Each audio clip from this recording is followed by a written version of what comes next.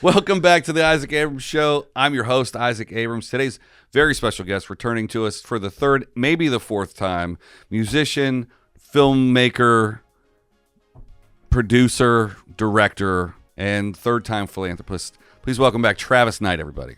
Good to be back. Good to be back. We talk about Travis's new record, some of his old records, but mostly his new record, the name of which is Tiki Saloon. Great memory. Steel Trap. And we talk about the records and getting gut shot. Getting gut shot. Yeah, Travis directs me through my first death scene. He's going to put me in his new movie coming out. It's a Western. We talk about that. And it's just a great chat. If you're here, it's because you probably know me and Travis. Don't hold it against us. Travis, tell everybody where they can find you on the internet.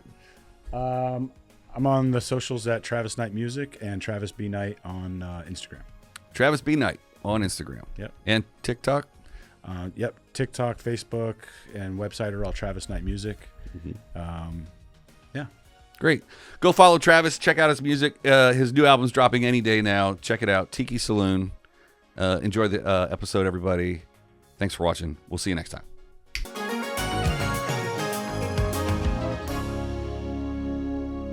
You don't know what you're missing. You don't know nothing.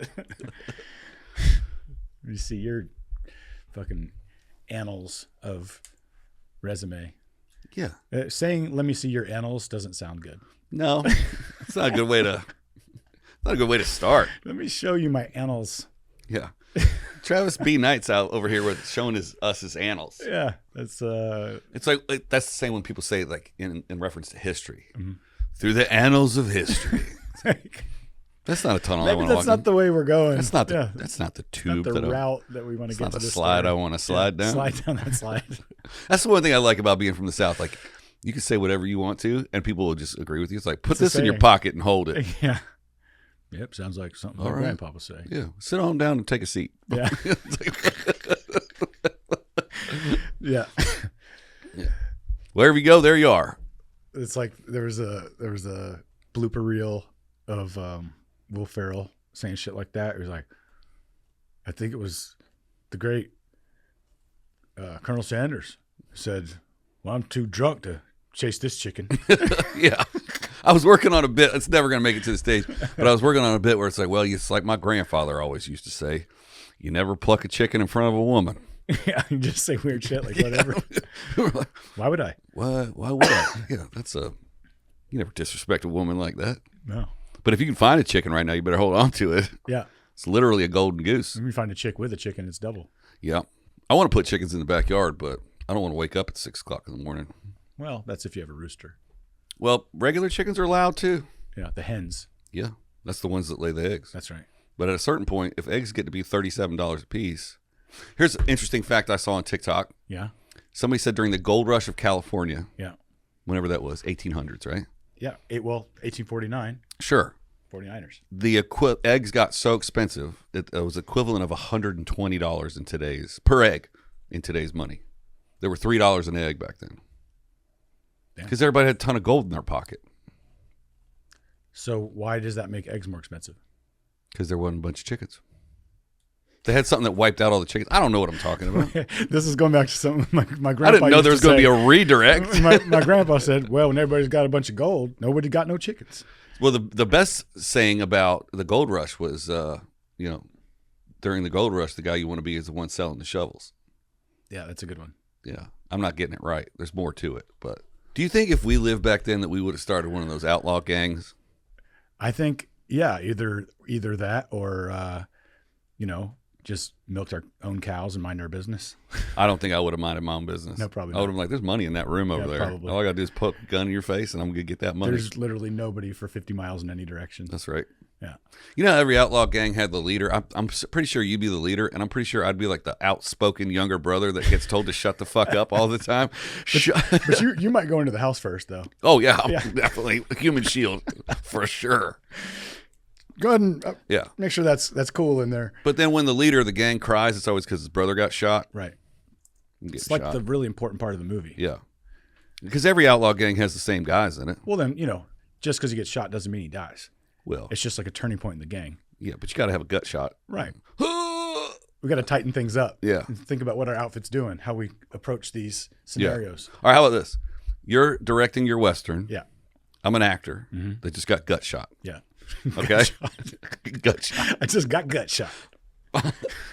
So I'm going to try and do my best death. Yeah. Gut shot death. Yeah.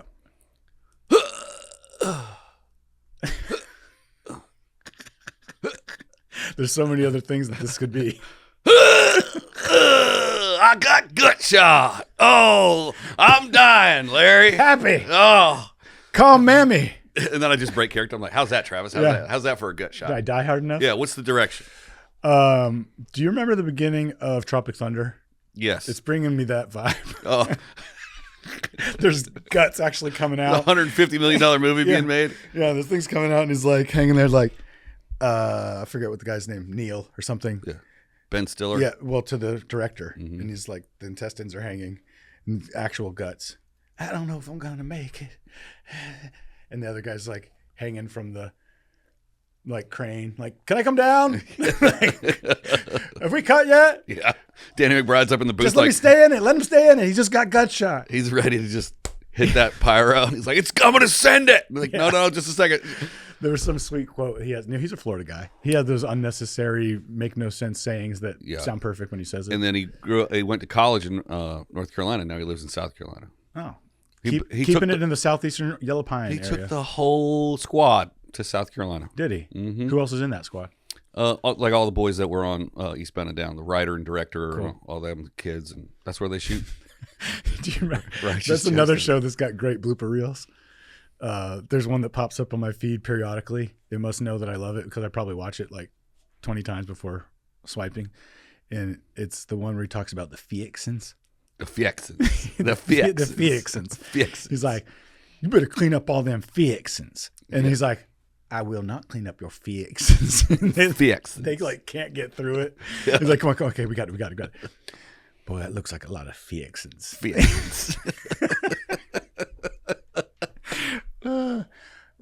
There's the thing, some comedian relayed to the non-comic world about the X or the KS sound. KS sound. So the X, like Fiexins. Oh, I don't know that one. Okay, so there's a thing about, it's like an auditory cue to, it basically it's like a biological cue to start laughter. So like if you're telling something and I go like that, other people go and we all start laughing. Wow. And it's like it's like a, I don't know, a secret jab in your word choice. Right. So if you end something with a type of punchline, it usually has a better chance than maybe another word choice. That's interesting. I was listening to a Chris Williams podcast. He's a personal growth guy. And he had a communication expert on. Yeah. And he was saying, that person was saying that laughter, I'm not going to get this right, so go watch his show, but laughter isn't necessarily because you find something funny, it's the acknowledgement of what has been said. So to get a group of people to laugh, it's because they feel comfortable in your presence and they don't, it's the tension and release, right? Tension, release. So you've created an environment of tension, you release that tension, we all laugh, ha, ha, ha. Right. But then it's just me and you one-on-one, it's my way of going like, I heard what you said. Right. Or maybe you did say something funny. There's a thing about that with, I used to be really into like studying body language. I used to have to use it as a kid to like, I'm not a Star Wars guy, but to say I Jedi mind tricked my teachers or things like that. To try to manipulate. You've done that to me a million times. And I didn't realize it till after I left the building. So like manipulate myself to like, diffuse a situation or like, apologize with. Or elevate a situation. Yeah, maybe elevate. But so hand direction, feet direction, and laughter. If you look at a group of people standing, I might be looking this way, but my feet might be angled that way, and that's where my attention actually is going.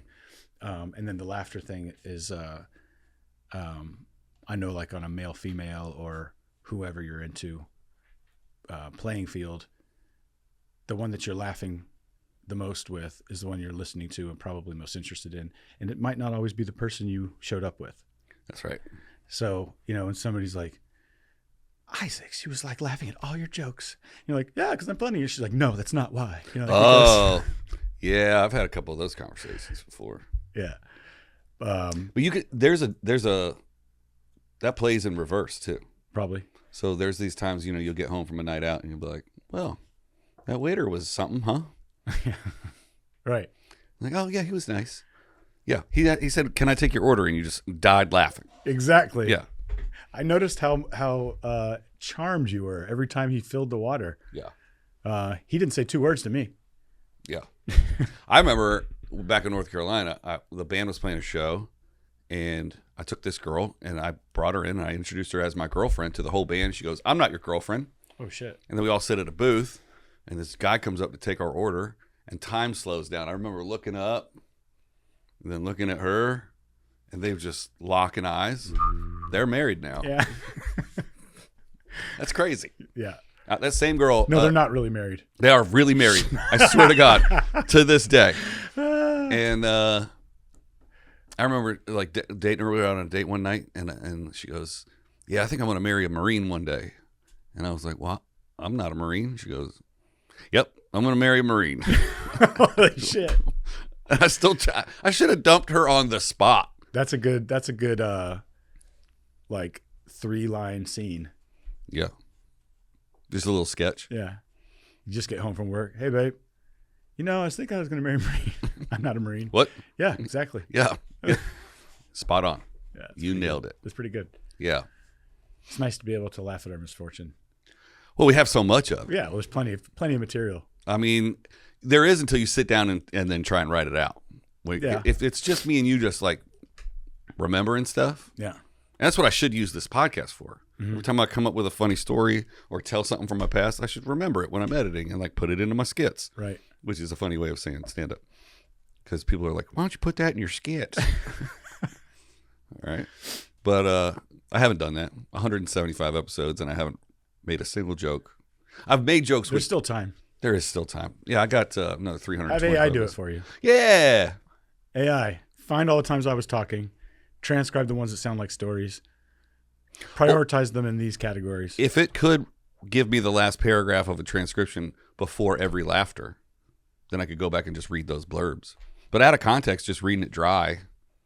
Yeah, but that's the kind of stuff you can direct it to do as your I was going to say as your little do person, but it doesn't have to be a little person. It could be a big assistant. Well, I want it to be a little person. Yeah, it can be a little person. I want it to be a little gay person. Yeah, it could be whatever kind of person. You can name him, yeah, her, whatever. It could be an animal. It could be like an owl. I forgot what comedian it was, but somebody was like, "Man, I'm getting off of TikTok because all it does is just show me, all this gay stuff." It's like, bro, that's your algorithm. Gay stuff and skateboarders is all I ever see. There was one on a morning scroll, which has replaced the morning stroll. No, it's a morning scroll. Yeah. But guy starts a video, says something like, "How do you kiss the homie without it being gay?" And then there's like another cut. It's like, "Why you still here, dude?" And it's like, I'm like, I don't know. I wanted to know what he was going to say. Dude, there's a guy that dresses up like Jesus. Yeah. And it starts with a booty video. And like 3 seconds into this lady twerking, it's just Jesus going, "What are you doing?" Yeah.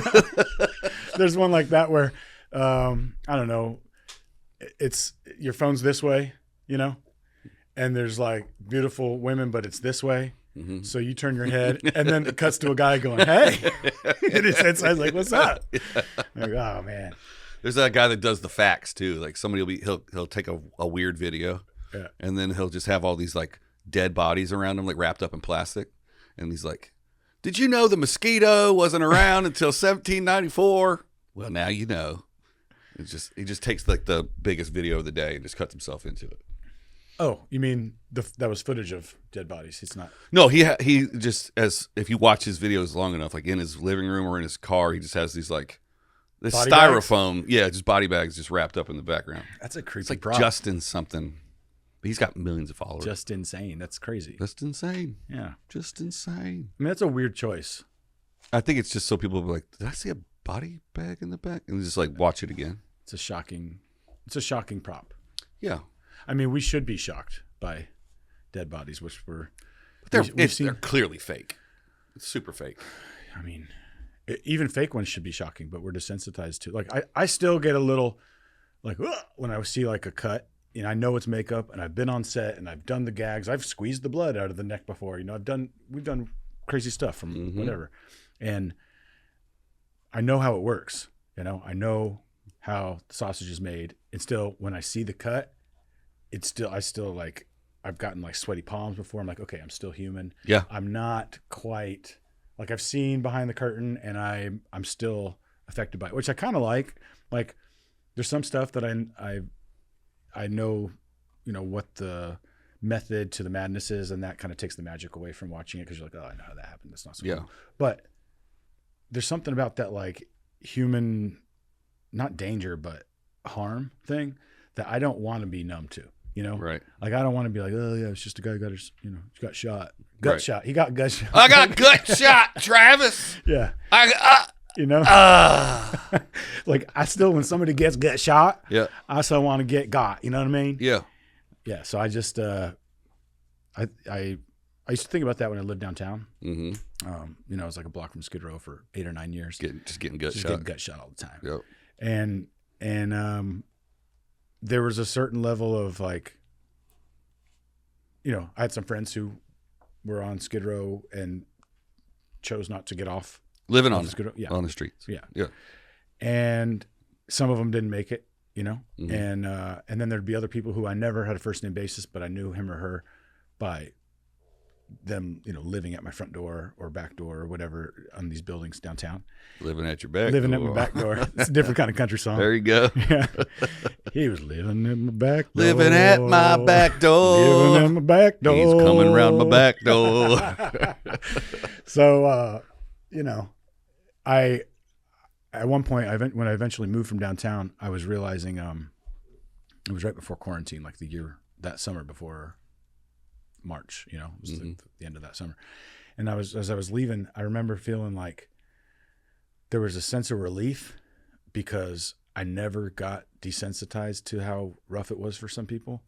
And I also realized how exhausting that was. And this isn't a pity party or like, oh, it's so hard living. Oh my gosh. You know, but there was a level of anxiety and tired, like, you know, weariness that comes from being amongst sorrow, you know, and knowing like I'm up in a corner penthouse with a, you know, dry bed and a roof and all this stuff. And then I hear somebody yelling in the rain, you know, and I'm like, why don't they just come up here and live with me? Well, I know why not. But like in my heart, I'm thinking, I got room. I can put 50 people in here. I got room. I got extra jackets and shoes. Beds. I don't need all these clothes. Yeah. You know, and I'd go through those, like that give and take of like actually giving and then realizing a lot of times it wasn't going to be appreciated. Who cares if they say thank you? That's not the point. Right. But like the action didn't actually make a dent. But I remember like having a conscious effort of being like, you know, I still wanted to stop and shake hands, say hello, give a hug, offer a prayer, you know, buy a sandwich, that kind of stuff. But once I left and I realized that was my pattern for like almost a decade, and I was living where there was none of that. I'm up in the, you know, the canyon, up in like kind of country. Up in the quiet town. Yeah, quiet town. One light, post office, 2 restaurants, and a bunch of like hippies, horse people, and, you know, wackadoodles. Yeah, not too far from LA. Not too far. Just, you know, just far enough. Just far enough, exactly. And traded the sirens for like owls and coyotes, and, you know, it was a whole different thing. Yeah. And that was right before quarantine. So when we got locked down, I was like, oh my God, I'm so lucky I'm not downtown amidst all that stuff that used to just like, you know, I would have felt like I was in a prison because you can't go outside, and then you're still going to hear all the sorrow out there. But I guess what I realized was it's a choice to live where you live for most people. Like if you can relocate. Obviously I didn't have a kid or wife or something to keep me in a neighborhood, but I loved living down there. It was my choice to be there. I loved it. It was great. You know, I mean, I was down there for I never could figure out why you did it. Well, once I left, I had the same question. I was like, what the hell kept me there so long? And then enjoying that kind of like mountain living or whatever. Yeah. It just made me realize you can either be jaded and ignore the stuff that's around you, or you're going to end up wearing it. And I think I wore it. Like, I think I was like a little bound up. And then once it was gone, I felt this like release of going like, man, it doesn't make me feel any better about the misfortune for some folks, but it definitely, I felt a difference of not like subjecting myself to it. I totally agree. Like when I found out we were going to get locked down, that's when I moved to the beach. Right.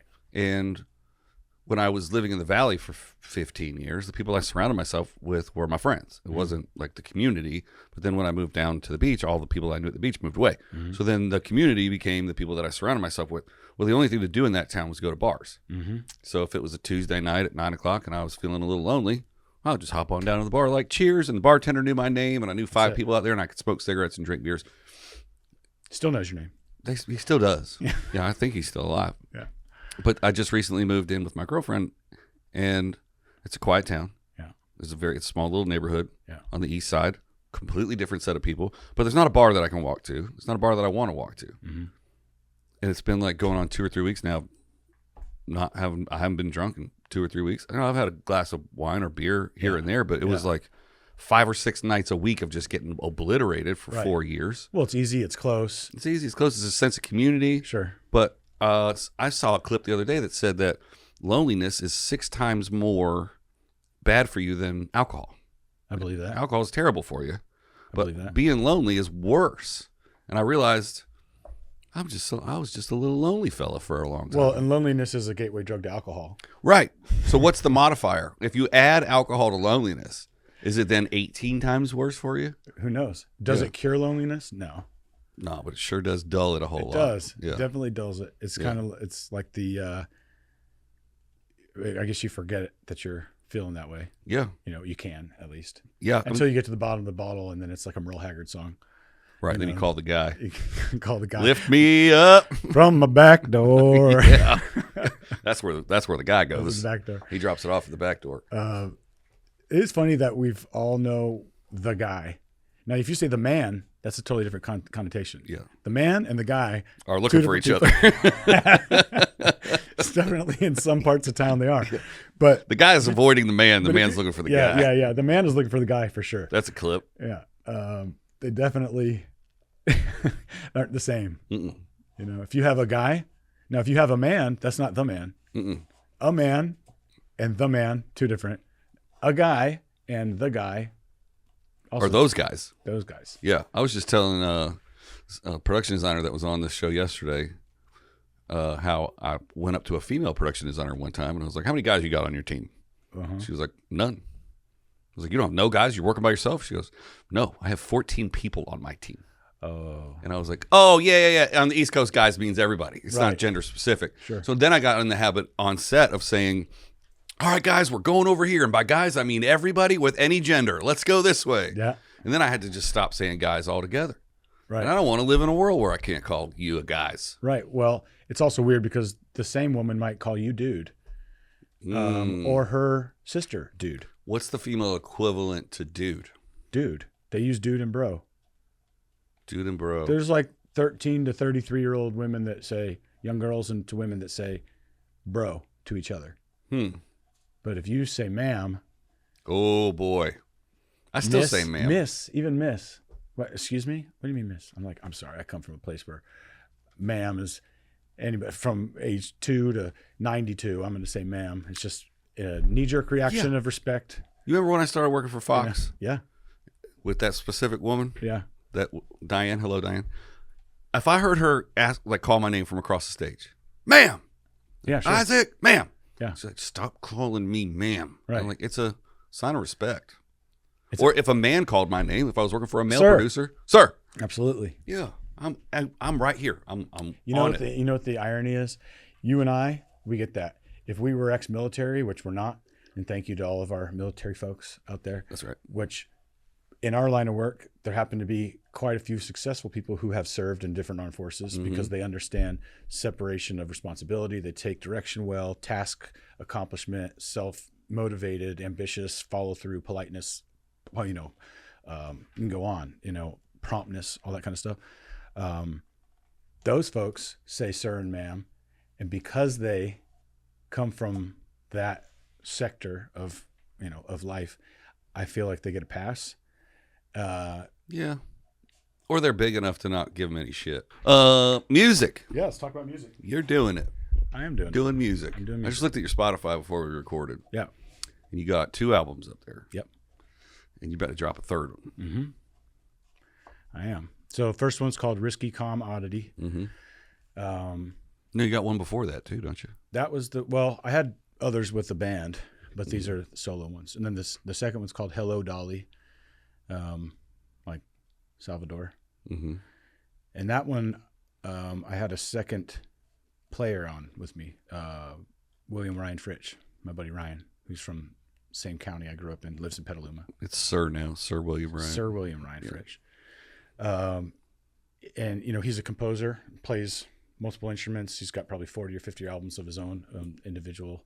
It's a lot of albums. It is. Mm-hmm. It's probably my most prolific friend. I'm continually inspired by him. Anyway, he played on that. We did that over the course of a few summers leading up to quarantine. Mm-hmm. And then when the world stopped, it was this sort of, it's a singer-songwriter record, but it has some beautiful, also melancholy orchestral stuff because he's got all kinds of cool world instruments and plays them all. I thought I played a lot of instruments. He blows the doors off of stuff I play. Back door. Yeah, the back door. So quarantine happened and I was like, okay, I got this record done, but it just didn't seem like the time to release a record with feelings. I felt like everybody was in their feelings. Yeah. So much so that I sat on it for quarantine all the way up to last summer. Yep. At the end of last summer, for my own emotional reasons, I said, you know, screw it, I'm putting it out. Mm-hmm. And it was a shotgun situation. I went online, made a cover with the photos. Actually, Josh Katz shot those photos. I have a whole series that he was in studio with us. Oh, yeah. So that cover he did. And then, yeah, there was no promotion, no lead up. I didn't do any of the regular stuff. I just put it in the world. Yeah. And then since then I've been sharing it, and I got a video with. But it's still Rich not on Slater. Spotify yet, right? That one is. Is it? That one is. Okay. The one that I did, we put a studio in Neil Young's old house up in Topanga. I remember that. That's the one that I'm going to start promoting to put out this year. That's not out yet. Not out yet. And that's the one. I think that's my favorite that I've ever made. That was the first time I went into the studio without having everything pre-written and arranged. Mm-hmm. My buddy Sam Rakoja at Seahorse Sound was doing a record with Devendra Banhart, and they were looking for, I think Devendra used to live in Topanga, or he was looking for a house to put a studio in or whatever, and my old landlord owned this house, and my ex was like, you should talk to her. So and it's beautiful. It's on the top of a ridge. There's 99 acres that Neil Young used to own that's still adjacent to it. You can walk all the way to the beach, basically. Yeah. Really hard to load into. It's like, you know, vertical. Mm-hmm. But we put a whole studio in there. They did most of it. And they were there for 5 or 6 months. And so I was like, you know, I'm in music business. It's not my record, but I'm doing something with another artist who I respect. And, you know, Sammer's like a brother to me.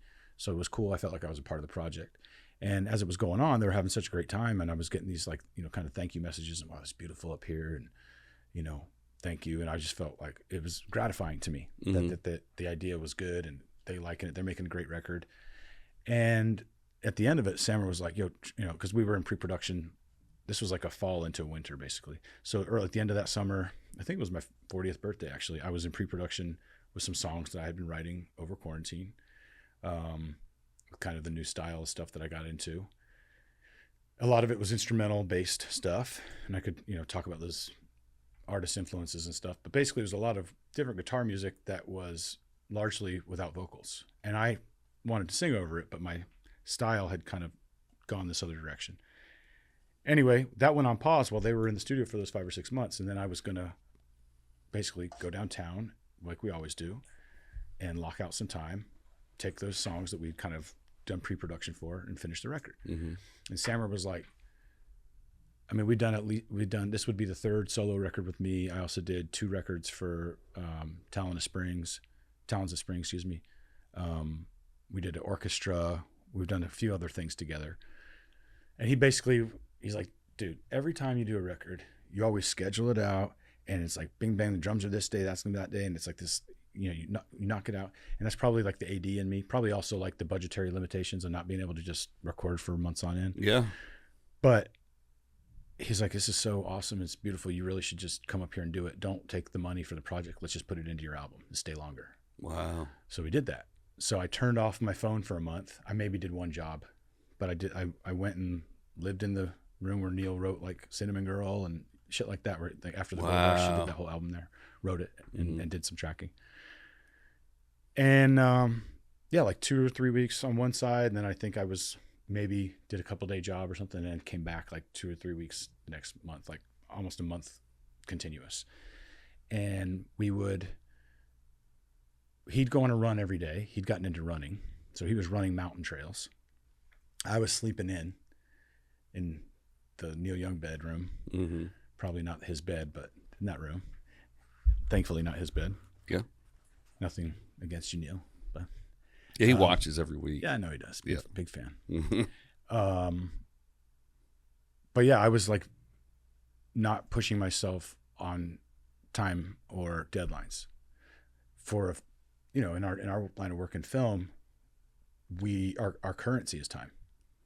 We get paid to watch the clock and manage everybody else's clock. So we're trying to make everything spend and come together like a beautiful ballet, or a chef making all the dishes come out at the same time. That kind of like all the pots are on the burners. And you got to check everything all the time. And I totally different approach. So we would have dinner every night. We'd start every day at noon. Sammer cooked most nights. We were just like two bros living in this beautiful house up on the top of a mountain. Had his whole studio in there, a bunch of my instruments, a bunch of his instruments. We had everything plugged in, so I could just move from this thing to that thing. Everything's patched. Almost everything started out with a guitar riff that I had done like on my iPhone over the quarantine days. And then some of the stuff that's on the album, we used those iPhone recordings. Wow. There's a piano piece that's like completely from my iPhone. Mm-hmm. The opening track is this acoustic thing that we ran through a bunch of stuff on my pedal board, because I remember I got like way back into pedals during those years. And dude, you went way off the deep end on pedals. Yeah, I'm still a nerd about it, but I was like at the height of my gearhead, like I got 300 pedals over here. Yeah, I was like learning circuits and like bought a soldering iron and all that shit. But yeah, we used a track that was just right off the iPhone. And then Sammer at the time was doing this art project, really cool thing where he had found, I don't remember the name of it, but it was somewhere a drill underwater, deep underwater, like miles in the Pacific underwater. They're drilling for oil. There's a leak, some sort of computer generated map of what that leak was going to do. So he took those plot points of the growth of those things and somehow turned those into like musical MIDI controls for like a 4 or 6 speaker regenerating art project that blended underwater recordings of the Pacific. So he got these underwater microphones and dropped them off the pier at like Malibu and just taking these different mics and putting them underwater and recording the Pacific.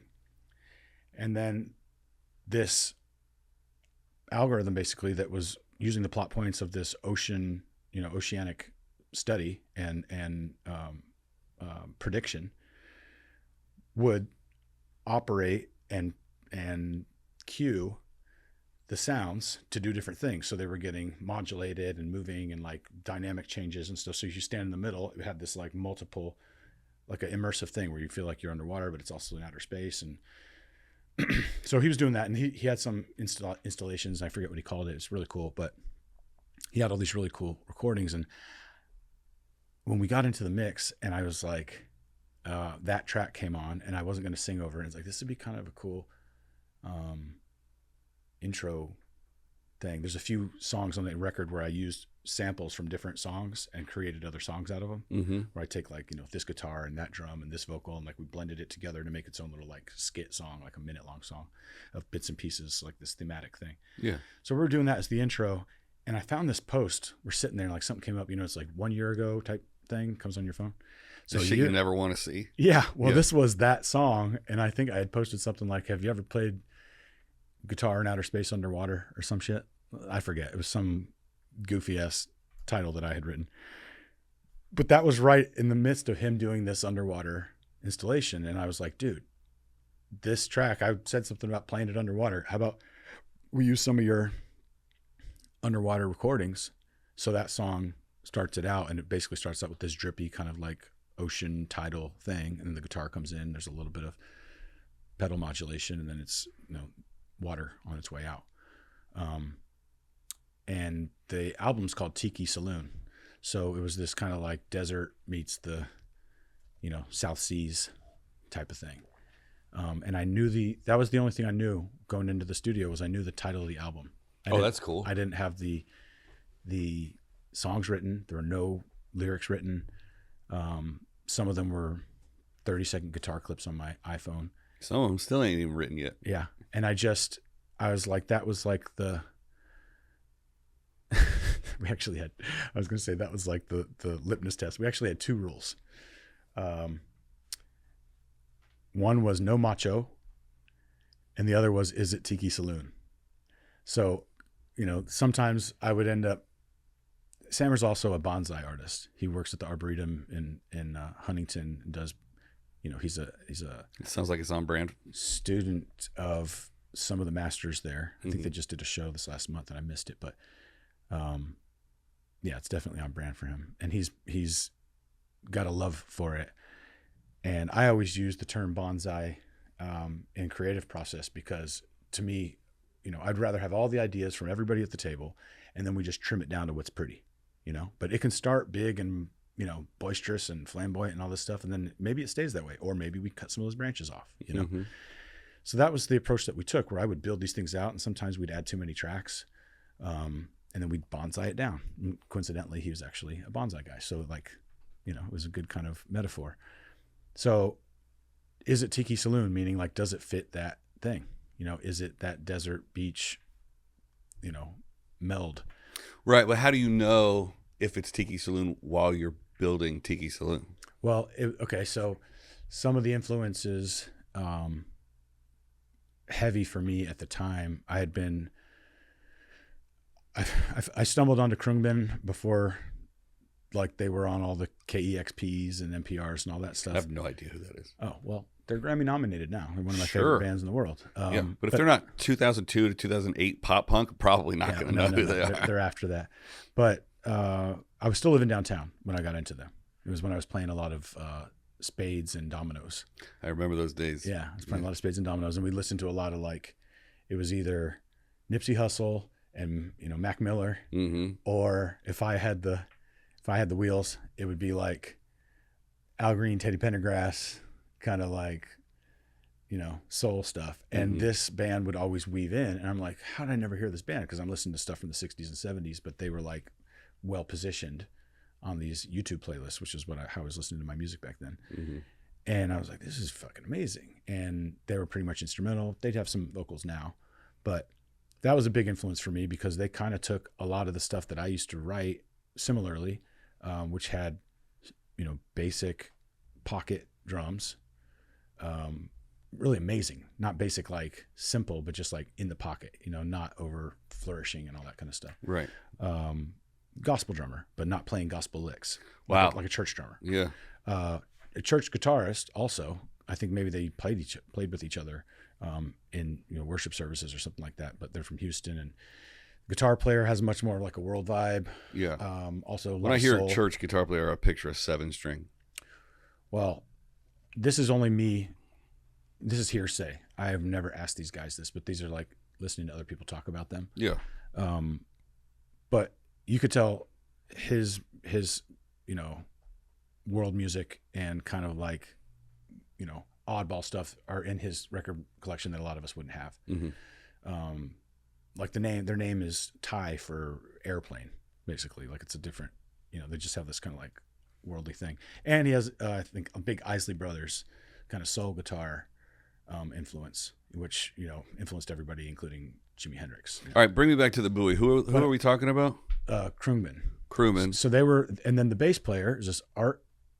This is a separate band. This is an influence of yours. Yeah, and this is what I'm saying is this is the type of stuff, for example, that I was identifying with, like leading into 2020, which got me into writing. And this is how I started being like, there are actually other bands out there that like to write stuff that I thought I was this weird kind of like, I I don't know. I didn't feel like it was Florida. I didn't feel like it was California. When I would write some stuff, sometimes when people try to tell me that I was trying to be some like exotic thing, but these are just sort of like rhythms and phrases that were in my lexicon and kind of the way I tapped my foot and the way I wanted to sing.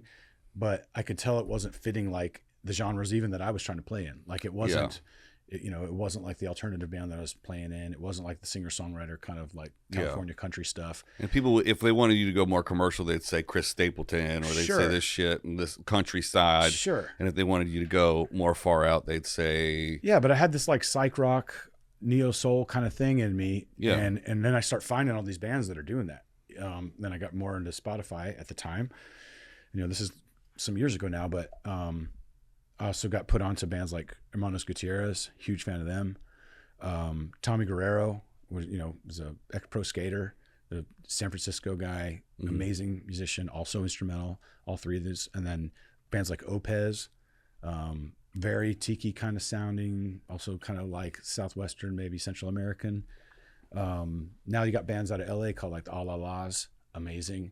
My favorite LA band for the last couple of years is La Lome, trio, like cumbia guitar, upright bass, drummer that plays a conga instead of a snare. It's like there's all this really cool, like those are the influences that I was really feeling. I was feeling like, it's like dancey, it's hooky, it's guitar and bass guitar based, and a lot of these had really cool hook on bass. So me coming from being a bass player, I as a guitar player kind of always felt like a bass player who plays guitar. And as I got into doing this record, I finally felt like a guitar player, like I had my own style, because I was listening to all this other stuff and I was writing stuff that I could sing along with. Like I was playing the bass notes with my thumb and still doing like call and response. So I'd sing and then play a lick and sing, like that kind of like blues thing, which is where I come from. Yep. And so that's how I was defining Tiki Saloon. Like, did it feel like the vibe? Did it feel like, would it fit on a playlist I listened to? Would it be something that could come on at sunrise after you've been up all night? Could it also be something that you put on, when you're serving dinner? Could it be something with windows down, cruising through the canyon or down PCH? Is it something that if you were having a campfire and had that on, you'd be interested but not distracted and still be able to vibe? It's a mood. It's not a place. Yeah. I'm in the mood for Tiki Saloon no matter where I am. So it became a feel, right? So it was like, okay, now I'm writing a record for the first time ever about how it feels. So you found your voice. Yes. And I wasn't trying to force poetry or politics or some rhyme scheme. Nope. Or any sort of like smart, like, look at my wit, or here's a great story about me, or this is my opinion on things. So like I kind of was like, who gives a shit about my opinion on things? There's enough opinions out there. I just want people to feel good when they hear my music. And how I'm going to judge that is if I feel good when I hear my music.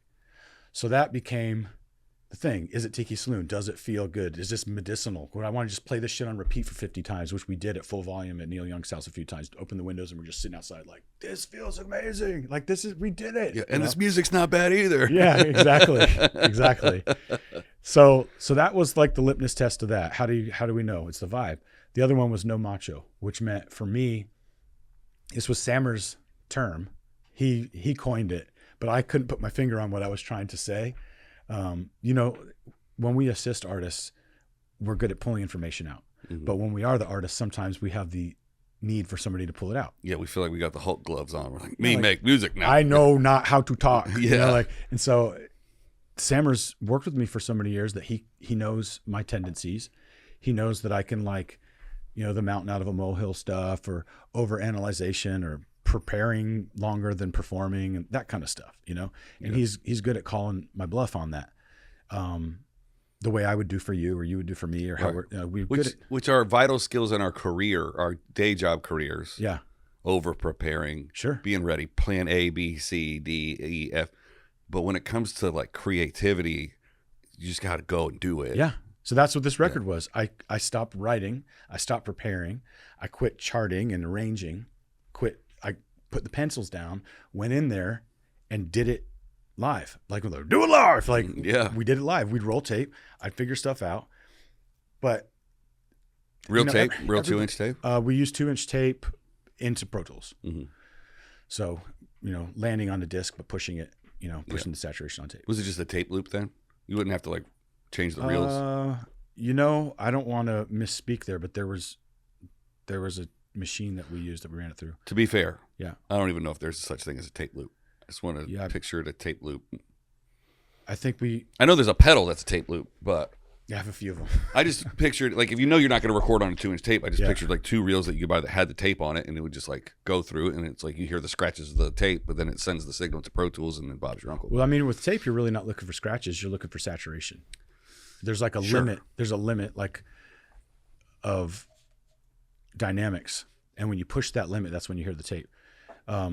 Did you share, or did I share with you the Brian Eno meme about this? I don't know. Where he's saying that like it's the failures, it's the imperfections, it's the limits of each of these tools that we get that give them the beauty. The things that we hate about VCR are now emulated. Yeah, it's Things a that we filter hate now. about cassettes or vinyl, the scratchiness or the tape saturation where it blows out, the blowing out of a camera when something's like, can't handle the whites or can't handle the blacks or can't handle, this spectrum or whatever. That thing is what becomes your indicator that that's the tool being used, and that's what becomes nostalgic, and we end up emulating it through things like pedals or filters or software, plugins, whatever. And then you're going for that thing that used to be the imperfection, and now the imperfection is what makes it have taste. Yes. It's like the beauty is found in the faults. Yes, and it's a style choice now. Sure. Before it was a technical It limitation. was a limitation, and you were kind of avoid it because you want a pristine sound, and like, Right. we've reached the limit of what this can do. Right. And now people are like, that fucking limit is what made that thing sound Yeah. like it did. This is the highest quality tape that you can buy in 1986. So Yeah. to just be like, the cliche dude, all of those limitations were things that I was emulating I had the vinyl emulator, I had the tape emulators, I had stuff that would add scratches and pops, I had stuff that would sound like the saturation, I had some pedals that would sound like old gear even though it was new gear. And that was part of what my kind of throwback, vintage, timeless approach on the feel was. I wanted it to feel like it could be the way I found Krungman was listening to old music, and they were on that playlist. Mhm. I wasn't listening to new stuff, but I found new stuff, right? Yeah. So I was like, that's a lane that I identify with. I identify with retro. I identify with vintage. I identify with timeless stuff. And obviously everything has an era and a thumbprint and all that, but there's some things that stand the test of time, like a denim t-shirt. We were talking about 1949, Mm-hmm. still wearing them. You know what I mean? Like, so there's some stuff that's just like it, you got a denim jacket on like that. Some things are just, they're going to always work. And that's kind of the thing that I, as a taste and a style for music, have been most akin to. I think that's why I like folk music so much, because it never goes out of style.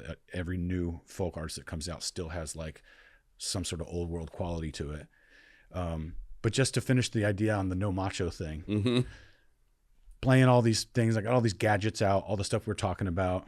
Typically, as a bass player, you remember, most people, now everybody does their own way. There's no one way to skin a cat or whatever it is. 9 ways to skin a cat. There's cats. They have 17 skin. ways to roam. Yeah. I don't know. Cats have 9 lives. 17 ways from Saturday or what? I don't know. You know what they're talking about. Mm-hmm. I wouldn't pluck that chicken in front of a woman. I just know that. Yeah, don't do that. Granddad would be pissed. So we typically would do bass and drums. Once you got the track, First? you're going to lay down the rhythm section. Oh, once you have your... Once you know the song, once you got the arrangement, if you're Yeah. not cutting it live all together, Mhm. or in the scenario where you are playing all the instruments, in my case, you would usually build a foundation and stack on it, Sure. and then go back and everything becomes an overdub because you're playing each instrument. This album, bass was the last thing I did on every song because I was feeling like I was playing stock stuff that I'd played or have heard. I wasn't inspired by my playing. I was inspired by playing the guitar. I was inspired by playing. There was stuff that I had hired, like some amazing like Dante Winslow, who he's the orchestrator and composer for major award shows, and works with Dr. Dre and tours with Justin Timberlake and all this. I worked with him years ago with Matt Cherry and just kind of stayed a I fan remember of his. Matt. Yeah. Did a short film with him. Yeah. And so I stayed friends with him and I mean, acquaintances anyway. And he was going to we'd arranged for him to arrange my horn section. Mm-hmm. And I had this 70s soul thing I wanted to do on a particular track. And I had it all in my head. And I had an idea of, it'd be really easy. I could have directed it over the phone, and he's amazing at what he does. So I was like, okay, well, the horns are taken care of. And then I also had this kind of string section. It's kind of a 70s, kind of like somewhere between Bill Withers, to Beach Boys kind of thing, somewhere in there, like somewhere between soul and avant-garde orchestra thing. And I had it on my head, and I was like, I think I could also do this because I worked with some people to do an orchestra for a Talons of Spring record. I was like, okay, I can do that. Find the right arranger. We'll get some players. We'll get 4 to 6 players, make it sound like 50, you know? So we're in the studio. Sammer's like, dude, just play it. You can always hire him later. You play all these instruments. We got all these cool things in here. Just play it. And I was like, man, but you know, I had this idea of the way and like what he was telling me I always did, which is you plan all the shit out and then you blah, blah, blah, and it becomes, and I was realizing he was right. Like I was the only person in the way of that track being recorded right now, just because I was kind of not putting my big boy pants on and playing the track. Because I don't consider myself a keyboard player. I play keyboards, I'll play piano, I do that kind of stuff, but I would never be like, let me play keys on your record. I've done that once for somebody as a session player. And it was cool. Yeah. I played guitar and keys for this guy up in the Central Coast one time. But that's not my brand. It's not my thing. I wouldn't be like, oh, I'm a great keyboard player, you know? Yeah. But for my stuff, I can play what I'm hearing. You know? You can dink out what you want to hear. Yeah. And so he had a original vocoder, I think it's Behringer or Roland, I forget, with, you know, and this is like where like TalkBox and those other things have come, you know, they have digital versions of it and all that. But I got a bunch of them sitting over there. Do you? Yeah. They're awesome. So started out, I did some backing vocals using vocoder with the string sound on what's probably the first single called Pen Pal Sunshine. And so on Pen Pal, there's, it was the closest thing I've ever done to a dance track, in that I deleted all of the verses. It's only choruses, because the verses were time specific about a certain relationship, you know, thoughts, feelings, opinions, and stories. And I was like, this is not that album. Who gives a shit how I felt and how she made me feel and what I thought? And no, everybody's heard that song. Mm-hmm. Who cares if it's my thing? The chorus was basically said, and still I thought I was coming home to you. That was like the tag on every verse. So I cut the whole verse and then took that tag and reworked it into different versions of that line. And that's the only line in the song. Still I thought I was coming home to you. Still I thought I was running home to you. Still I thought I was, that's the thing.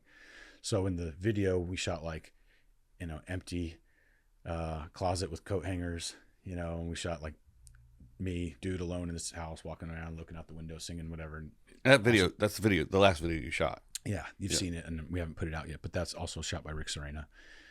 Did the best photo session I've ever done with his wife, Jen Serena, amazing photographer as well. And because Sammer told me, just try the vocoder, we got this cool thing. That's one of the coolest signature parts. I used that thing on another track where the piano song I was talking about, where that song's called Still I, because I just put the Still I and like took the rest of the part out. Thought I, and it's like over this weird, sounds like a I don't know, drunk guy playing the piano. So the sound kind of comes and goes tempo wise. Mm-hmm. A little push and pull. Yeah. And it, you know, I don't think I was drunk, but I definitely wasn't performing for an audience. I was alone in a living room with an iPhone. So I didn't edit it. We just kept it and built a song around that. Point being, we had all these great tools. I was going to like overt my attention to this other plan of, you know, working with people that I admired that had already arranged to do things with me. We talked about budget. I was really excited. I felt, you know, flattered that they even wanted to do these things. And Sammer's like, dude, just play it. You can always replace it, you know? And we did that for every one of those songs that I wanted strings on. Because for me, it was like, what's this record? It's like cosmic country, like desert blues meets like 70s soul. That's the sound. And all the soul stuff, I ended up playing all of it. We never hired the other people, never hired the strings, never called Dante, didn't get the brass. I played every stitch of music on there. The only thing that I didn't play was those underwater recordings that Sammer did in the Pacific Ocean, which I think really give it a cool opening. So what does, now that we know all the groundwork, what does no macho mean? So no macho has to do with the bass lines and these other parts. When I was building this big tree, which each song is its own bonsai, we're cutting it out. anything that hits on the one. Ruh. Yeah. America. Yeehaw. Baby. Booyah. Yeah. Blah, blah. Anything that was like, huh. And want it. Because that's not what made me feel good. I didn't need to get pumped up. I wanted to be relaxed. I wanted to be warm. I wanted to be welcomed. I wanted to be patient and groove and like, feel even like dancey. And not to say you can't be macho and dance, but I wasn't looking for anything aggro. And so anytime I was playing these bass parts, which were like, for your album, I would have been proud of it. I was like, these are cool bass parts. But like for me, I was like, this is not what I'm going for. Mm-hmm. And so we would do like palate cleansers. I got him into Jimmy Buffett. He'd never heard him before.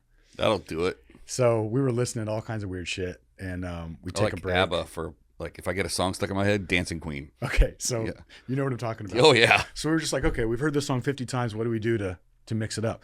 So I'd put on Jimmy Buffett. He had some great records, so like Havana Daydreamin', A1A, Latitudes and Attitudes, or Changes in Latitudes. I forget what the name of the album is, something like that. These are early ones, and that they're basically like what we would consider like now it's like the Bakersfield or like out of like the non-Nashville country. Mm-hmm. But he had gone to Nashville. They didn't take him. He was doing music writing. He said, "Fuck y'all, I'm selling weed. I'm gonna make my own," or maybe he sold other things too.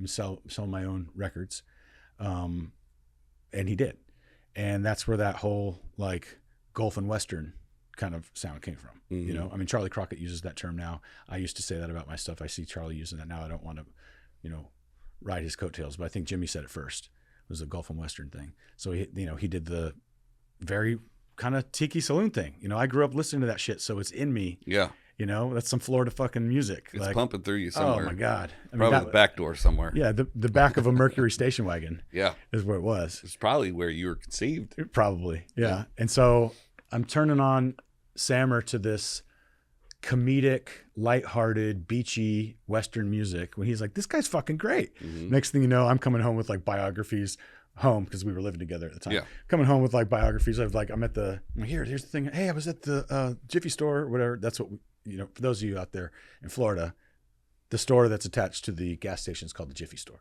I didn't know that. Yeah. Your Quick King or your 7-Eleven mm-hmm. or your, even a Rite Aid or whatever that's next to the, the gas store, we call it the Jiffy store, which if you were barefoot and you had them dirty ass soles of your feet, we called that Jiffy store feet. You come walking in the house, you got Jiffy store feet. Yeah. Yeah. So I'd be coming from the Jiffy store, picking up whatever on the way home. And I saw a Jimmy Buffett magazine. I was like, Sammer, here you go. And he's like, I love this guy. Like, I'm buying vinyl, whatever. So that was one palate cleanser. But when I couldn't figure out the bass lines, I was feeling like, dude, I don't fucking like what I'm playing, and no macho. So it felt stock to me. Mm-hmm. So he starts putting on Thai disco. Wow. Yeah. And this is a genre never listened to. It holds a special place in my heart now because of the inspiration that I got. There's really weird phrasing. It's like, it sounds like people playing Western music from Eastern countries. It sounds exactly what you think it is. Yeah. It's Thai. It's definitely Thai. The phrasing is not American, but disco came from America. Right. The closest thing I can even get to it is K-pop, but that's not even. No. It has it's like, I don't know. Almost a karaoke vibe. Kind of, but it's very original and unique. And it's kind of like once you listen to a few tracks, you're like, I think I would love Thai disco, but the phrasing is different. So it's like, when people emulate Christopher Walken mm-hmm. and he chooses to emphasize different parts of the sentence that you might not say, it's like, like what the, it has that. You're surprised at the phrasing and like where the syncopation is and where like the polyrhythms are and where they emphasize and the snare and the cymbal are in different places. But for me, it was rephrasing the bass lines. So trying to leave space was part of the no macho thing. I don't want everything on top of each other. So a lot of the guitars would be like this sound, then that sound, this voice, then that voice, drum falls out, but then there's a bass part and then it comes back in. So there's all this like taking turns, which I felt like macho's like me first. I play. Every part plays same time. We all play now. Yeah. You know? Me back drum. Right. Yeah.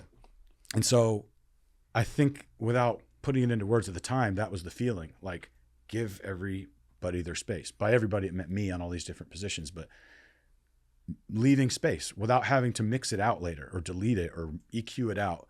Like, just phrase it in a way where we all take time to talk. Jam band style. Everybody gets to shine for a little bit in the song. But not over each other. Right. So I'm not accompanying you. You talk, I talk. Guitar, guitar. Not like guitar quiet, guitar loud and change. Right. Literally like on, off. Not power chords going over a lead Correct. line. Exactly. So as a bass player, one of my favorite shows was a show by Nelson George, who I got to work with, and I actually told this story, didn't know it was his show. And the guy next to me, after I fanboyed out, he was like, that's Nelson's show, right? But it was him and Mike Judge. Mm-hmm. It was Tales from the Tour Bus. Okay. Do you remember this? Ever seen it? No. Imagine you're sitting there, some great ones with Waylon Jennings. There's great ones with like Bootsy Collins. Like the story, Bootsy tells the stories of like from James Brown, because him and his brother were the rhythm section for James Brown, and then George Clinton brought them on to part of Funkadelic, and you learn how James taught Bootsy how to play the funk, and then Bootsy taught George how to play funk. So P-Funk came, grandfathers from James Brown, and he learned from somebody else. It was this cool, really cool story that Bootsy Collins tells, and it's like, it's like where that Tracy Morgan jamming on the one, where that joke comes from, because he's talking about hitting the one. So in funk and most of American Western music, one, the downbeat. It's why white people clap on the wrong shit. White people go 1, 2, 3, 4, 1, 2, 3, 4, instead of 1, 2, 3, 1, 2, 3, 4, 1, 2, like the upbeat. And for some reason, whole churches and stadiums of pale-faced brothers and sisters clap on the downbeat. The upbeat is like where boom chick, boom chick, boom chick. The chick is the clap.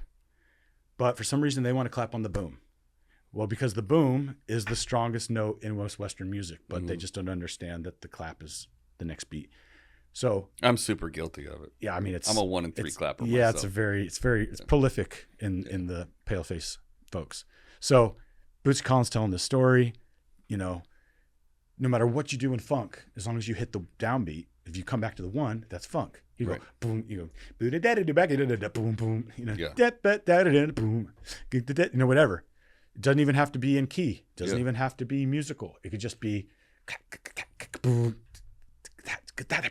like it's like the phrase, the old expression. It's nothing determines the wrong note except for the note after it. That's right. I think that's Miles Davis. Yeah.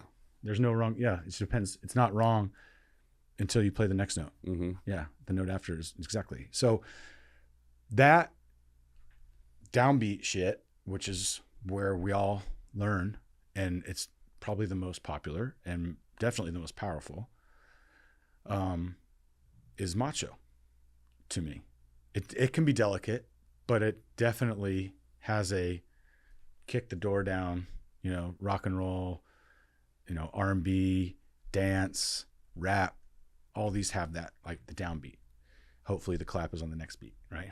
So after listening to all that Thai disco, I didn't do this on purpose, but when I listen back to the record, I play almost never on the one. You don't even play on the one? On the bass. Wow. So it's like a call and response, and where the bass typically would be the call, it's usually the response in this album.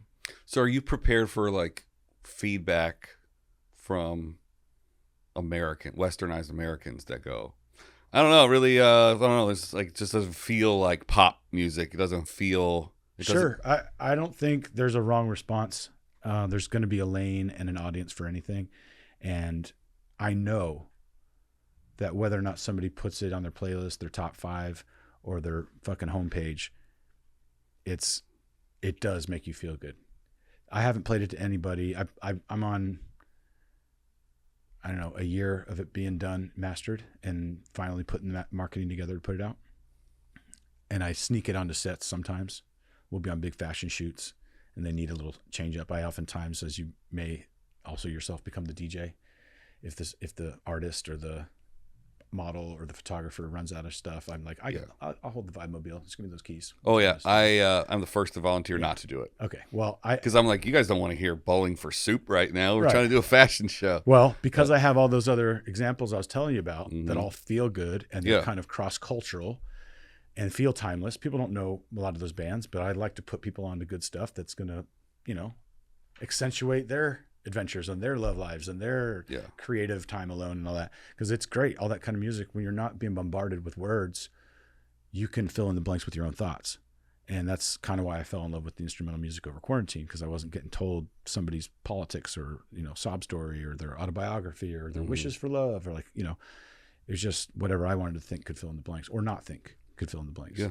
So I would sneak my music in on these sets, and then like third song in, if people are grooving or whatever, like I'm in Bahamas or Miami or New York or wherever, and I'm just like damn, this is like third track. People are fucking digging this.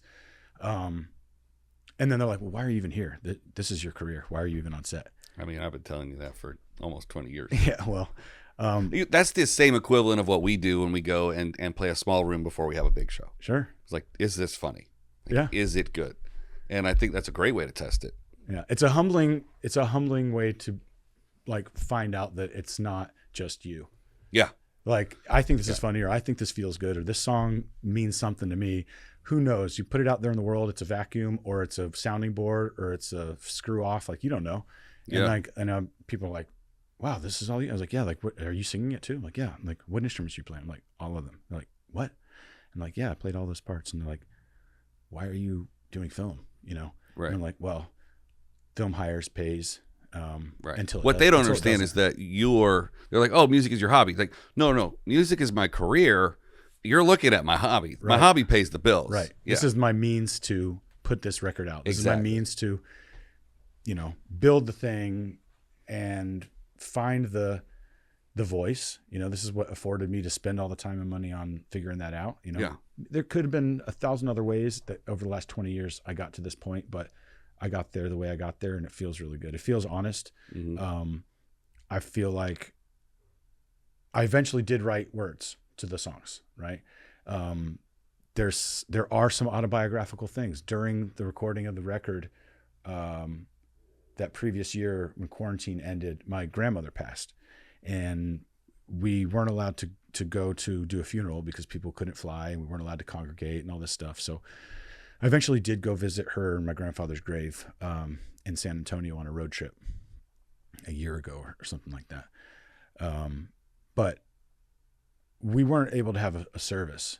But during quarantine, my grandma, last couple of times I visited her as an adult, she let on to me that she loved scotch, and we would drink scotch. Like one or two nights we hung out, like just me and her, till like 4 a.m. Wow. Like, she's telling me stories, some of which I think maybe I was the only guy who heard, or at least she made me feel that way. Yeah.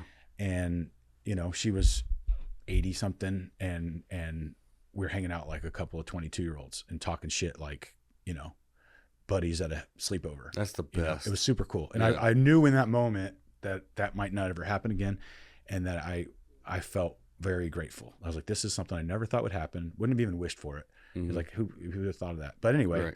I associated drinking scotch with an 88-year-old lady has never been on anybody's bingo card. No. It's just a lottery that you No, win. and she was full of piss and vinegar, told a lot of good jokes, like the type of person that would laugh at the wrong thing because she thought it was funny. Mm-hmm.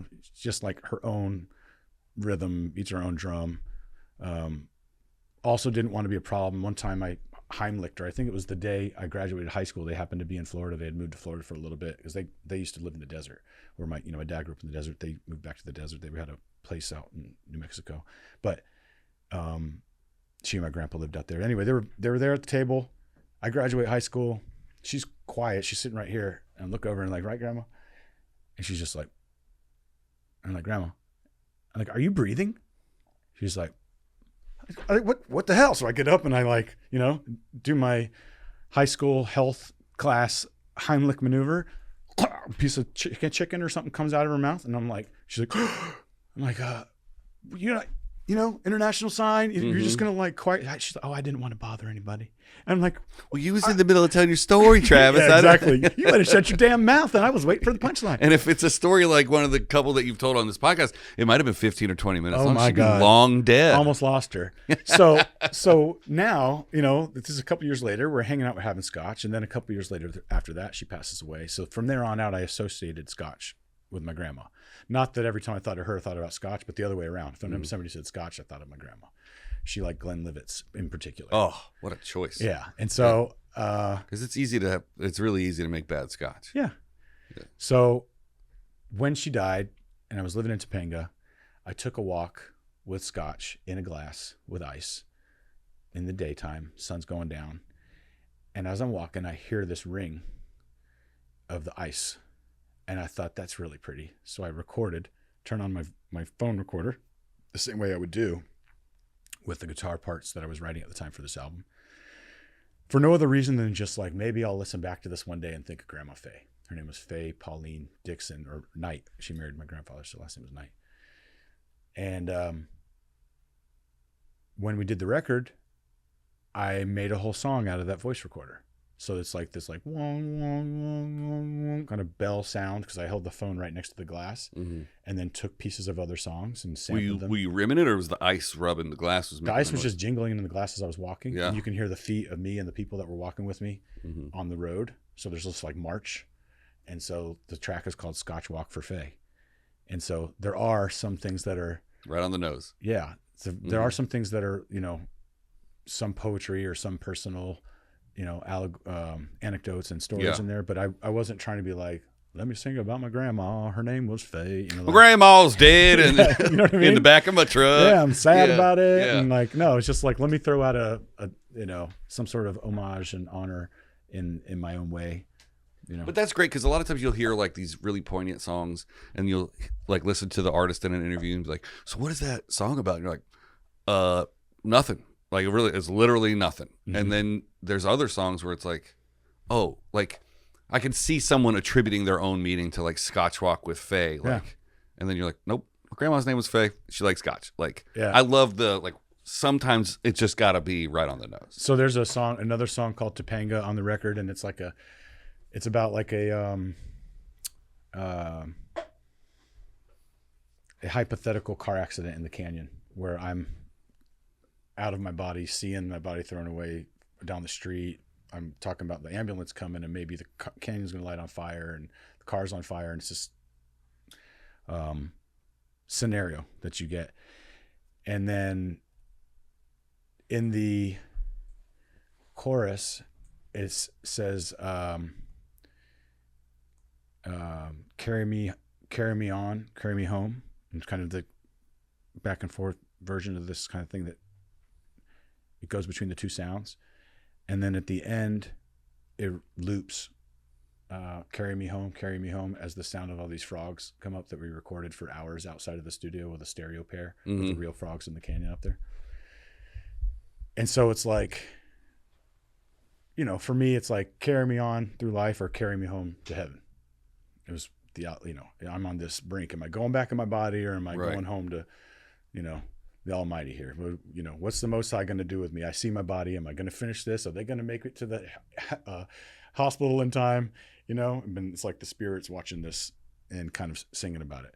So on that Scotch Walk for Faye, I used that carry me home, carry me home, carry me home in the background, as I guess sort of like a prayerful thought that's where she goes.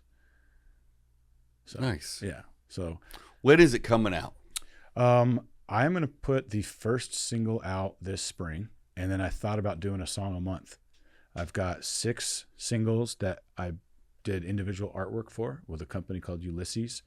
And we did individual, basically the design was for 45s. So I'm talking to a company here in Ventura to do short run presses of vinyl, even if it's just a few hundred or something like that. And I'll put them out on the Spotify and the, interwebs and stuff. But the idea was, we did artwork with the intention of selling, even if it's just, short runs, 45s, so singles. And I also mastered the whole album as an instrumental. So I figured I'd put one song on one side, the instrumental on the B side. And and do a song a month through summer, and then probably somewhere in there put the whole record out. Are you keeping the theme of No Macho and Tiki Saloon? Mm-hmm. Are you keeping those core values in the marketing of the record? I think so. A lot of it's faceless art. Right, but I would say that like using a traditional marketing plan that anyone else has used, putting out a song a month, whatever, I'd say that's macho. Okay. I would say just give it to the world, man. Like hot drop that bitch all at one time. Maybe. And then, because it's meant to be absorbed as an album. It's not meant to be absorbed as a single. No, and I think you're right, but I think I would still give each song a month of attention. You could still do that in maybe promotion. Maybe the album goes out and then I promote them as singles, but yeah, I think that's the way to go. But if someone discovers one of the promoted singles, they want the rest of the record. It's meant to be experienced as a record. It is. And then each different promotional could avenue just lead you back to the same path saloon. back to the experience. Yeah, same saloon. No macho. Yeah, no macho. I like that. And I think there's like totally varying, there's a spectrum of thoughts and like schools of marketing and approach that being a nerd of this stuff, you know, and being a cog on the big marketing wheel as we have been for commercials and movies and music, you know, labels and, you know, superstars of all sorts, you know, from Target to Kendrick Lamar, you know, like we work with everybody, right? So we see all the different avenues and what it takes, what are the assets that go into putting something out in the world, and, you know, how many different eyeballs and ear holes have to see something before it has some critical mass. And that obviously requires a lot more money to do some of those campaigns than something like you and I would do for ourselves. Right, which it's been a hindrance in both of our careers. Sure. It's like, well, I don't have $800,000 to launch this But single. we know how to do the implementation. Right, and also the creation of those pieces. Right. So we know how to do the campaign. We can do the photography. We can do the video. We can do the audio. We can do things like this and create all of the assets that would be put into it. Now it's the implementation of it. And I guess what I'm getting the long route to say is that what your suggestion is probably just as good as the other way, because I think if it's done correctly, it doesn't matter if it's like somebody else, you know, correctly just meaning it suits the project, you know, so how you promote this thing versus that thing has nothing to do with how other people do, as long as it reaches the audience you're trying to reach. Yeah. You know, so I think that's a great suggestion. I'll probably take that into strong consideration, because I'd rather not be sitting on the album and just spend time on focusing on the songs. I like the idea that when they hear something, they could hear it all. I like that. But I do still want to do the 45s. Sure. So maybe I'll do like monthly 45s for 6 months. And having the B-side as an instrumental, I think that's great. Yeah. I think it's a highly sampleable, if that's even an adjective. It is. Album. I think dance and hip hop and rap and EDM would all have a heyday, those producers, with this stuff. There's a lot of little hooky stems, you know, genres that I'm not ever going to be in those lanes, but I enjoy when people in those lanes use things that are from outside of their typical realm. And I feel like this is something that I would appreciate. Like, damn, that's something from so-and-so's record. Like, I love that guitar lick, or that's a pretty cool conga part that's from so-and-so's thing. And I also kind of, I guess, being a music creation nerd, I like when people break stuff down and go, this is where, like I saw one the other day, I might have even reposted it. It was talking about, do you remember EMF? You're unbelievable. Oh. I did see that. It must have been a repost, because I don't watch things that people send me. That was Andrew Dice Clay. Oh, like his punchline when he says on his own. See that. But the sample in the song, yeah, unbelievable. Oh, what the fuck? And the what the fuck was from, gosh, I'm trying to think of the record. It was right on the tip of my tongue. It's a rap record, sample. And then the other one, you're so unbelievable. Oh, it's another Andrew Dice Clay part. At the end, he says something like unbelievable, and that's from his set. It was just probably where they got the, you know, the idea to even write the rest of the lyrics. I saw a different one. It was another dance song. It was like, where do we get the sample from? And it was like an 86 dance. Like, I shouldn't have even brought this up because I can't quote anything that I saw or heard, but I saw something similar to that. Yeah. I love it when they break it down too. They're just like, yeah. It's like when here's another example that I'm blanking on. I can see it. I can see all these clips in my head. Yeah.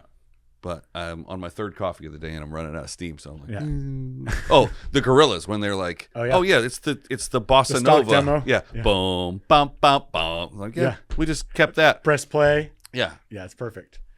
Yeah. So I guess in enjoying that kind of pulling back the curtain to show how the sausage is made and favorite tracks of ours in the age where people really draw on each other's stuff, it feels to me like somebody would have fun with these instrumentals. So I created them for that. They might also be good for sync or, a soundtrack. If you're a, filmmaker or somebody out there who wants some, I got a great price for you.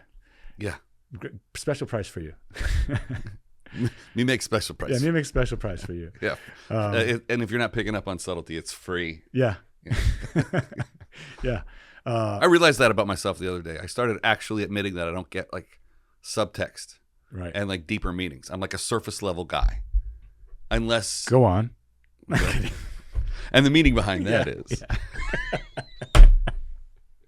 I'm almost following you. I'm cold. I'm hungry. That's it. It occurred to me as I said the words to someone the other day. And then I find myself contradicting myself in other conversations because I'm like, well, that clearly means this. Right. And then people are like, oh, I didn't know that about myself. Well, I think it also depends on who you're talking to, because sometimes I've focused on being so direct and clear and concise that I actually am not implying any subtext, to where I choose my words in certain scenarios with filmmaking specifically so that the message can only be interpreted this way.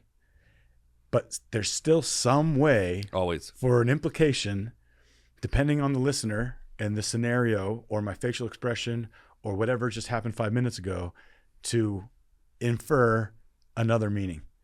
And God help us if it, slows the railroad down, and all of a sudden, like, you're like, oh, I thought you were being sarcastic. You really wanted me to do that? Yeah. Like, that's exactly actually the way I said it specifically, was for you to have no room of interpretation, just so that we could avoid this second conversation. Right. And here we are. And here we are talking about talking. I have got to cut out sarcasm. I have to. It's like how I was raised, how I grew up. People say it's the lowest form of humor, but like, I was sitting on the couch the other day and I gave my girlfriend a compliment. She was like, shut up. And I was like, no, I really think that's a nice element of this. And she was like, oh, I thought you there's a few phrases that I still use that people think are only used for sarcasm. Like, I say, that's nice. And they'd be like, why, you don't like it? I'm like, no, I think it's nice. Nice. Yeah. Or if I'll say, oh, well, good for him. They're like, they think you're saying fuck him. Right. And I'm Bless like, your heart. Yeah. I'm like, no, I think that's great that he or she did whatever. Good for them. That's great. And they're like, yeah. If you use great, you're actually encouraging somebody else's success. I'm like, yeah, that's not taken away from my shine. Yeah. I'm happy. There's no less food on the table if you pay someone a compliment. No. Yeah. And, there was a time where, especially leading into the last 10 years, where I felt like there's a lot of protected speech and then there's a lot of unprotected speech. And as a couple of, figure out the categories that they would put us in now, dudes like us, we have a bunch of unprotected speech or unwelcome speech in certain scenarios. And I found myself holding compliments specifically to women so that I wouldn't get misinterpreted as whatever those other categories of unwanted talkers are. Yes. And I realized it just depends when I say the compliment, because you can make or break somebody's day, or not break, but you can make somebody's day, a stranger, if you don't sit around and wait for the reaction. So I found, like, okay, if I'm in an elevator, I'm not going to say nice dress because we're stuck in a box together, right? Yeah. But if I walk out of that elevator and I'm going in the other direction, I can, as I'm going the other direction, I say, you look very nice today, and just keep going, because she knows I'm not interested. I'm not asking for a reply. I'm not trying to get a smile. I don't care what her reaction is. I just wanted her to know, your hair looks very nice, or that's a really cool pair of shoes. Yeah. Or whatever, and I would do the same for men, but I found there was less of an implication, because I wasn't like trying to solicit a date or something like that, which most of the time, maybe 99% of the time, I really just meant the compliment. Yeah. Men like to be complimented on their possessions. That's a nice jacket. That's a great hat. I love your watch. Sure. They're like, oh yeah, I picked it out. We also compliment our yeah, I was gonna say accessories and facial hair. Mm-hmm. Seems to be a thing that like the more like somebody's like nice beard. Yeah, or sweet mullet. Yeah, which I just sick cut off. mullet. Yeah, Yeah, you can get it back. I don't want it back. Yeah, I just chopped my beard off the other day. I was like, started trimming it with scissors. Next thing you know, I'm trimming the whole thing with scissors, and then I decided. Well, you kept the stash. It Yeah, looks good. It's a good Nice. look. Yeah, I think See you gotta that. keep it a little for the marketing of the record. Maybe A little more face. flash the blues, a little more face. A little more face, a little less caveman. That's the name of the next record. Yeah, a little more face, Trav. Coming from their back door, it's a little more face. Nice. Not the man, but a man. And not the boy, Amen. a boy, Yeah. my boy. Yeah. Could be your boy. Could be But your. wait, but how come your boy means me? But sometimes you'd be like, hey, get your boy, which is him. Well, that goes into some Seinfeld shit that we don't really have time for right now. It's talking about my man. Yeah. Somebody's like, and then they say, my boy. That means you. Yeah, but if you say your boy, that's me. Yeah. Don't forget about your boy. Right. See, Well, don't forget about your boy Travis. His new album comes out hopefully any day now. yeah. Yeah, By the time this is out, we should be posting things on the socials. So, yeah. Yeah. I've known you for almost 20 years. Yep. And I just learned a lot about you. Thanks. This is your third or fourth time on the show. Yeah. Thanks for coming back. Thanks for having me. I look forward to you coming back again Anytime. once it's out. Yeah. And just just keep coming on by. Let's do it. All right. Cool. Thanks for watching, everybody. We will see you next time.